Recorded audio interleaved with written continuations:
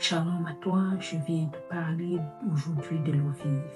Ton âme a sûrement soif. Il y a des vides cachés derrière des sourires, il y a des combats silencieux. Mais de nos jours, beaucoup de gens essaient de remplir ce vide, soit avec des relations qu'ils créent autour d'eux, soit avec de l'argent, soit avec la drogue, l'alcool, ou alors avec des plaisirs du monde, ou alors avec des réseaux sociaux.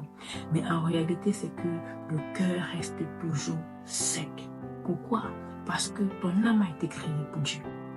Ton âme appartient à Dieu. La Bible nous parle dans le livre de Jean, au chapitre 4, de la femme samaritaine qui était venue au puits pour chercher de l'eau. En réalité, ce n'était pas seulement son corps qui avait soif. Pourquoi? Parce que ce n'était pas la première fois qu'elle venait à ce puits chercher cette eau et elle revenait toujours.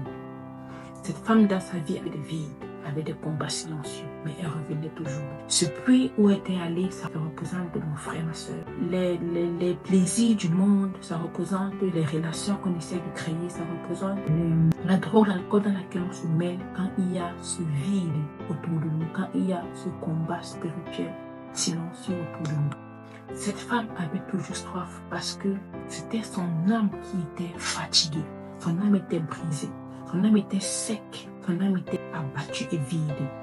C'est pour ça que quand tu vas à ce puits, quand tu vas dans ces relations, dans tout cela, tu ressens toujours ce vide. Tu ressens toujours, ma soeur, ce petit combat silencieux. Tu ressens ce calme, ça revient encore après un bout de temps. Femme, Jésus l'attendait. Jésus parle à cette femme. Il dit dans le livre de Jean 4, au chapitre 14, que celui qui boira de l'eau que je donne n'aura plus jamais soif. Cette eau dont Jésus parle, c'est sa présence.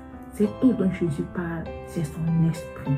Cette eau dont il parle, c'est sa vie en toi. Jésus ne voulait pas seulement donner cette femme une bénédiction pour qu'elle parte, mais il voulait sauver son âme.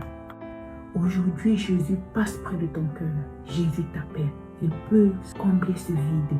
Arrête de chercher dans le monde ce que Jésus peut te donner éternellement. Viens boire à la source de la vie. Il dit dans Matthieu que venez à moi pour tout ce qui est battu. Que venez à moi. Parle à Jésus dans le silence. Il t'attend comme il attendait cette femme. Demande-lui de remplir ton âme. Jésus t'attend. Ouvre ton cœur. Amen.